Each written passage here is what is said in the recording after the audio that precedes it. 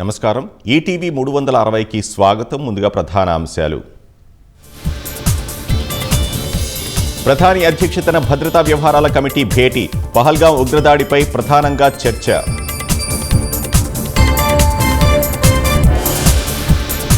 ఉగ్రదాడిలో మృతి చెందిన వారికి అమిత్ షా నివాళి. త్వరలోనే దీటైన బదులిస్తామన్న రాజ్నాథ్. ముష్కరుల కోసం భద్రతా బలగాల ముమ్మర గాలింపు. రంగంలోకి ఎన్ఐఏ, 3 ఊహా చిత్రాల విడుదల.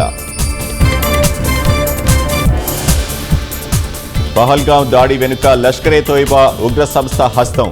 పాక్ ఆర్మీ చీఫ్ రెచ్చగొట్టే ప్రకటనే కారణమని అనుమానం. టీడీపీ నేత వీరయ్య చౌదరి హత్య కేసు విచారణలో పురోగతి. పొన్నూరులో 3 అదుపులోకి తీసుకున్న పోలీసులు. వీరయ్య కుటుంబానికి అండగా ఉంటామని సీఎం భరోసా.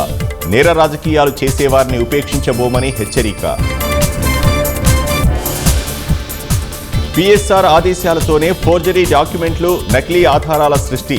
అధికార దుర్వినియోగానికి పాల్పడ్డారని రిమాండ్ రిపోర్టులో వెల్లడి.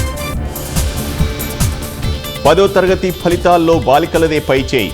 600 మార్కులతో కాకినాడ విద్యార్థిని నేహాంజని రికార్డ్.